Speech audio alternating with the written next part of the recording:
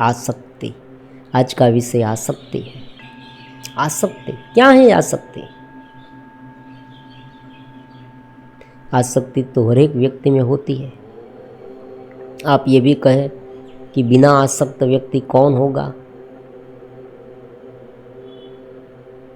जगत की वस्तु जो है, जगत के जो विषय है, जो हमारे सामने हमारा जगत है, हमारी प्रकृति है, नाम और रूप वाली जो प्रकृति हमारे सामने है, जो हमें मिला है, हमारा रोल है, जो हम आँख से देखते हैं, कान से सुनते हैं, सूंघते हैं, टेस्टिंग, हियरिंग,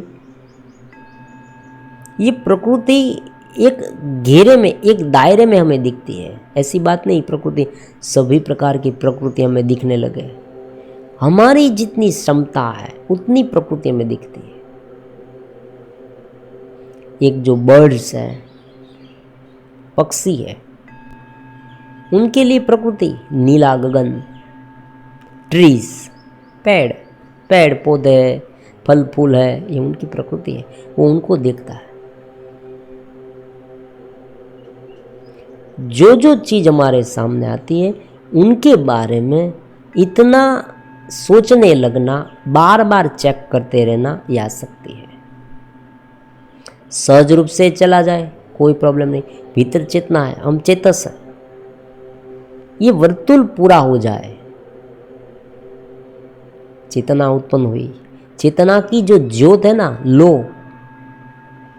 वो जलती रहनी चाहिए, वो बुझे, वो थोड़ी कमज़ोर हो। चेतसता जो हमारी अपनी अनुभूति है वो कमज़ोर हो, और जो सामने विषय है हमारे, जो हमारे सामने अलग अलग प्रकार की बातें हैं, प्रकृति है, उनमें रममाण रहने लगना। कोई एक वस्तु पर,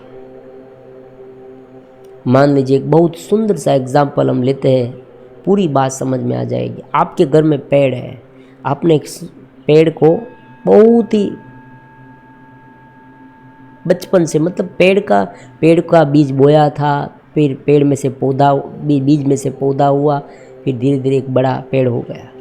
अब उसमें से आप एक पर्ण पर ध्यान रखेंगे, ये पर्ण नहीं को कुछ नहीं होना चाहिए। ये जो पर्ण है, एक पर्ण, एक पत्ते पर आप नज़र गाड़ कर बैठ जाएंगे कि ये पत्ते को, जैसे उस पत्ते में कुछ हुआ आप विवल हो जाएंगे, चिंतित हो जाएंगे। तो बहुत स्वाभाविक है कि कोई भी एक वस्तु है, विषय है, व्यक्ति है, स्थल है और काल है। विषय, वस्तु, व्यक्ति, स्थल और काल, उन पर टिक गए कि यही होना चाहिए, ये व्यक्ति ही, और उनके बारे में सोचने लगे। उनके साथ व्यवहार करने में दोष नहीं, उनके साथ आप रहते हैं, कोई प्रॉब्लम नहीं, आप उनकी केयर करते हैं, कोई प्रॉब्लम नहीं। आसक्ति का जो भाव है वो बिल्कुल अलग है। उनको उनका डिफरेंस करना होगा, उन्हें पूरी तरह से समझना होगा कि आसक्ति क्या है।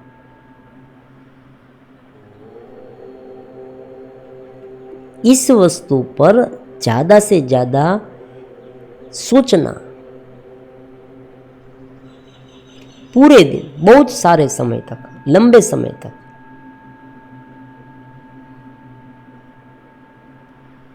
वो हमारे पास ही रहे, वो विकसित हो या ना हो उनके बारे में हम नहीं सोचे, केवल वो हमारे पास रहे। इस प्रकार की जो सोच मन में निरंतर उभरती रहे, यह आसक्ति है। सहजता से होता रहे, कोई प्रॉब्लम नहीं। विषय में भी ऐसा है, विषय का जो भोग है वो जैसे हम सांस लेते हैं ऐसे सहजता से सब कुछ होता है।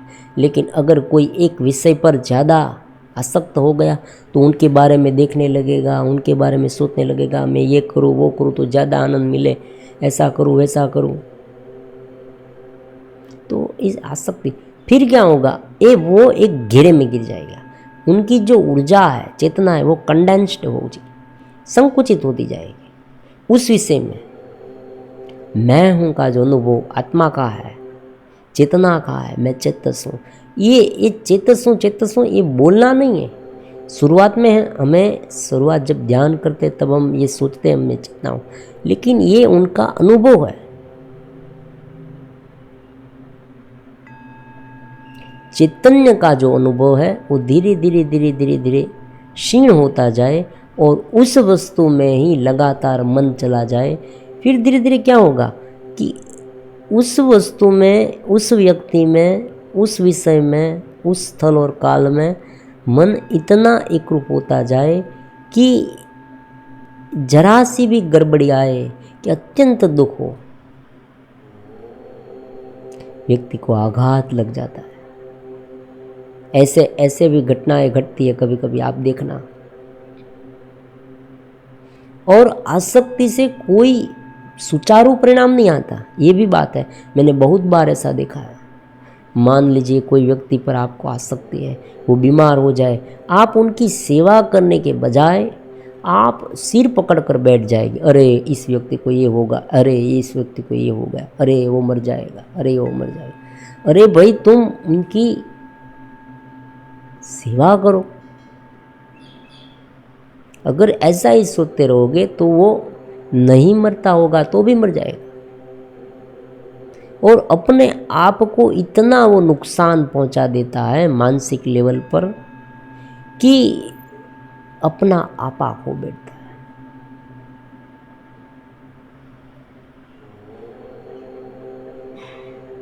तो जो आसक्ति का भाव है, परमात्मा कहते हैं निरासक्त कर्म, अनासक्त। क्यों कह रहे भगवान? सहजता स्थापित करने के लिए, सहज ज्ञान के लिए, सहज ध्यान के लिए, ऊपर उठने के लिए भगवान ये बात हमें कहते हैं, ये सिद्धांत निरूपण करते हैं। 3 बात महत्वपूर्ण है। एक साधक, एक व्यक्ति अगर चेतना की, आनंद की अनुभूति करना भी चाहता है और जगत में रहता है, तो उनके लिए 3 बात महत्वपूर्ण है। 3 एक के, अगर ये तीनों को साध लिया कोई व्यक्ति ने तो बहुत ही सहज रूप से जीवन व्यतीत कर पाएगा और अन्य व्यक्तियों के लिए भी वो एक एग्जाम्पल बन जाएगा, महान बन जाएगा। 3 बातें, वो कौन सी 3 बात है? सबसे पहली बात है अनासक्त। ये बहुत ही जरूरी है। विषय तो विषय की भरमार, आज विषय का कोई लिमिट ही नहीं, लिमिटलेस होता जा रहा है सब कुछ। आप देखिए विदेश में, फॉरेन में, वासना वासना, कितनी वासना। अब तो पशुओं के इसका साथ वासना खेलते हैं, फिर भी वो देखो तृप्ति नहीं होती। आप देखें, अगर उस व्यक्ति को पूर्ण रूप से तृप्ति हो जाती, जिसे बहुत सारे विषय मिल गए, तो हम एक आशा रचते, हमें हमारे मन में आशा उत्पन्न होती कि भाई हाँ, उन्हें ये मिला और वो परिपूर्ण तृप्तता से भर गया। ऐसा तो कभी नहीं होता। कुछ भी मिलता है, खाली रहते हैं हम। अध्यात्म के पास क्यों आना पड़े हमें? अगर विषय सामने, विषय भुगतते रहे, अध्यात्म की जरूरत ही क्या है? अगर विषय में से आनंद मिल जाता, अगर वस्तु में से आनंद मिल जाता, व्यक्ति में से परिपूर्णता का भाव मिल जाता, तो फिर ये करने की आवश्यकता क्या है? क्यों ये सब सुने, क्यों इनसे जुड़े? बड़े बड़े मानदाता है, धन संपत्ति बहुत है, सत्ता भी है, सब कुछ है, फिर भी भीतर से खालीपन क्यों है? रातों की नींद क्यों चली गई है? विकास के नाम पर अब देखो यहाँ क्या होता है, ये बहुत ही समझने वाली बात है। 3 एक के तो है, उनके बारे में चर्चा करेंगे ही। ये होता है यहाँ पर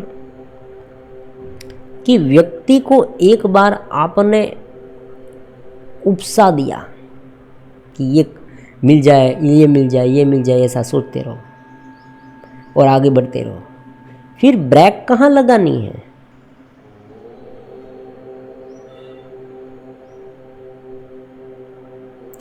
उस व्यक्ति के मन में एक आशा जगा दी कि तुम्हें ये मिल जाए तो अच्छा होगा, वो मिल जाए तो अच्छा होगा, देखो मुझे मिला है, ऐसा प्रयास करते ही रहना चाहिए, करते ही रहना चाहिए। फिर ब्रेक कहाँ लगानी? वो कहना ही भूल गए। इतना मिले फिर ऐसा, फिर लंबे समय तक वो ये करता रहता है। और एक दिन तो थोड़ा सा भी अगर डिफीट हुए, ना मिला, तो वो दुखी दुखी हो जाता है, असंतोष में घर का हो जाता है और कंपैरिजन करता रहता है, मुझे आज ये मिला, उसको मुझसे ज़्यादा मिला। तो इस तरह की बात से उनकी विवरता बढ़ती है। सहजता क्या है ये भी हम बताते हैं, भगवान ने बताया सहजता है। परमात्मा कहते हैं कि तुम प्रत्येक कदम पर तृप्ति का भाव जगाकर कर्म करो। ऐसी बात नहीं है कि कल तुम्हें मिलेगा, ये कर्म करो, कर्म ना करो ऐसी बात नहीं, लेकिन कर्म जो है उनसे आ सकती, उनके द्वारा जो मिलने वाला है उनके बारे में मत सोचो, कंपैरिजन का भाव भी नहीं। और भावी में मुझे ये कर्म से इतना आनंद मिलेगा, ये सब मिले फिर आनंद मिलेगा, ये भी नहीं।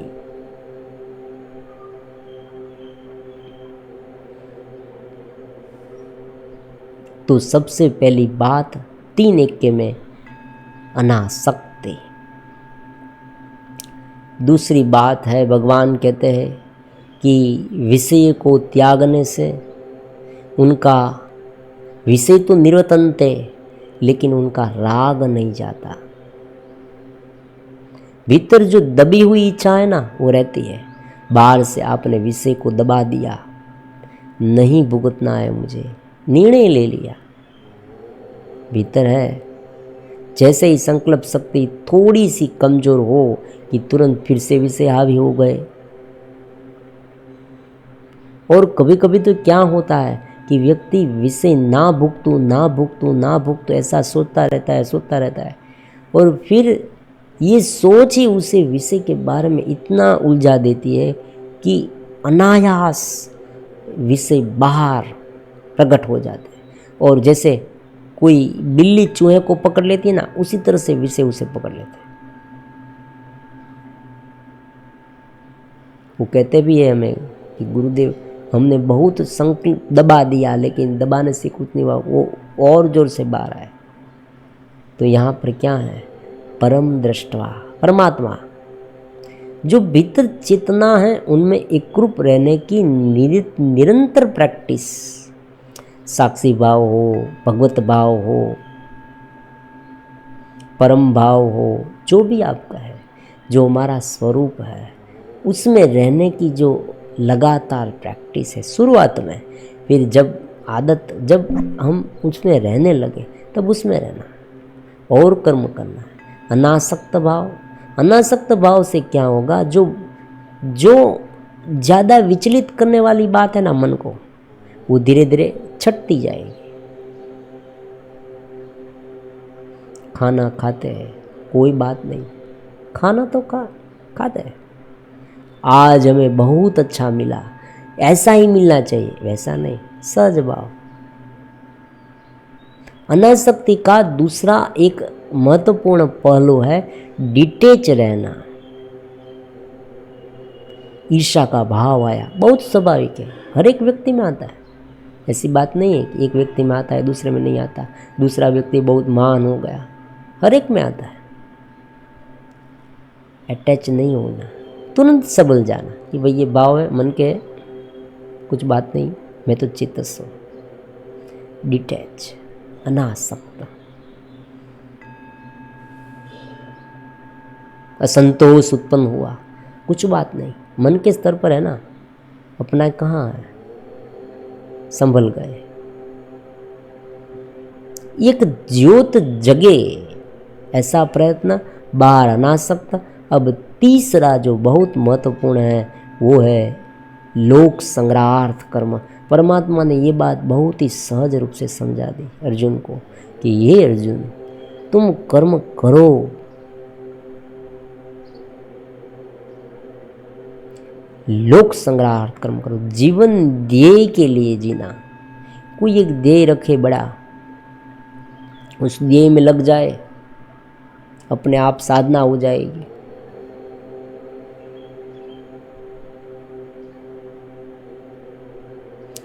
आपको ये जानकर हैरानी होगी सभी व्यक्ति को कि बहुत सारे हमारा जो देश गुलामी अवस्था में था, उनमें से उसे स्वतंत्र कराने के लिए बहुत सारे लोग अपने आप इस तरह से साधना में आगे बढ़ गए। एक ध्येय रखा कि हमें किसी भी तरह से मानव जात को स्वतंत्र कराना है।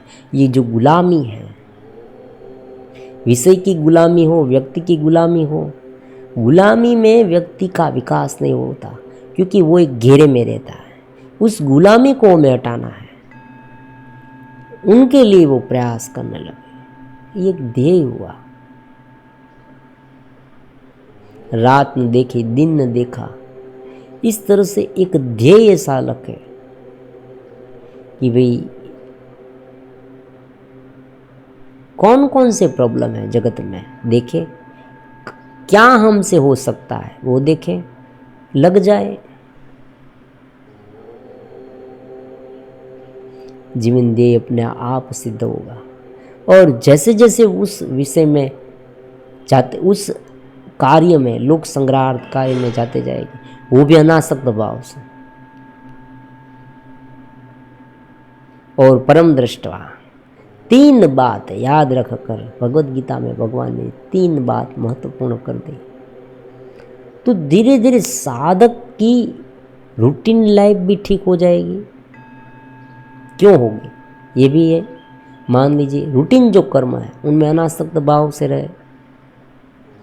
परमात्मा ने कहा है कर्म है वो तो शरीर से होते रहते हैं, जैसे सांस लेते उस तरह से काम करते हैं।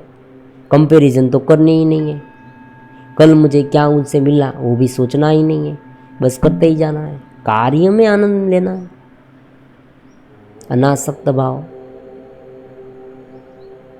अपने ही फैमिली में अपने किसी व्यक्ति के बच्चे हैं, उनकी वाइफ है, उनके साथ रहता है, सामान्य व्यक्ति। देखो कोई ऐसी बात तो नहीं है कि ये ज्ञान केवल बहुत बड़े बड़े, भगवान ने तो सामान्य व्यक्ति को भी साथ में लेकर चले हैं उनके लिए, तो ऐसा जीवन जी रहे हैं। अनासक्त भाव।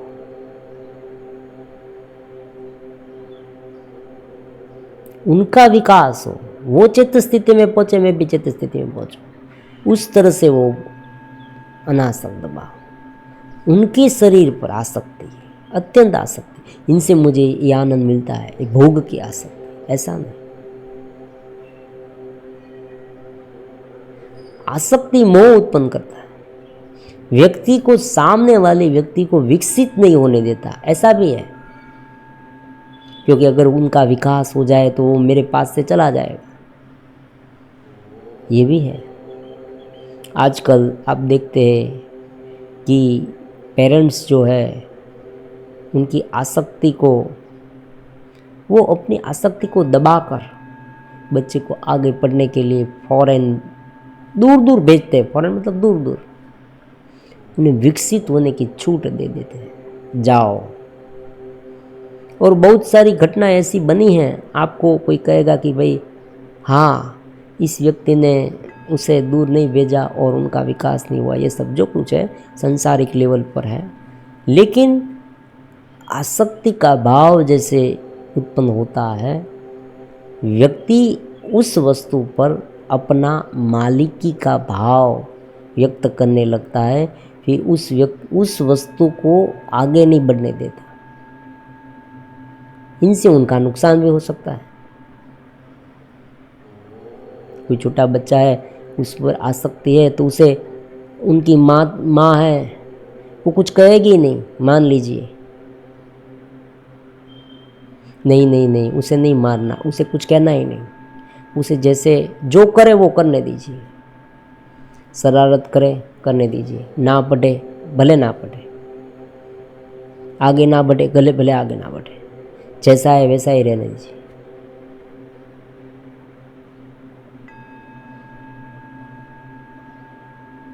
तो ये 3 बात महत्वपूर्ण है। आसक्ति का भाव, अनासक्ता। दूसरा है चित्त स्थिति, परम दृष्टवा, भगवत भाव, आत्मानुभूति, जो भी आप नाम दें, उनके लिए जो प्रयास है वो साधना के लिए कर्म, यज्ञार्थ कर्म। देखो भगवान ने यहाँ उनका एक दूसरा नाम भी दे दिया है, यज्ञार्थ कर्म।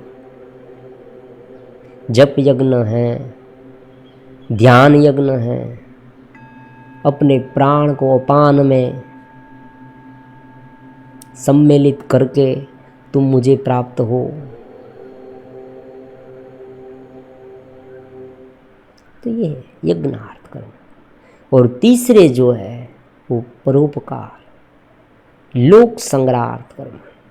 ये 3 बात भगवद गीता की अगर किसी ने अपने जीवन में उतार ली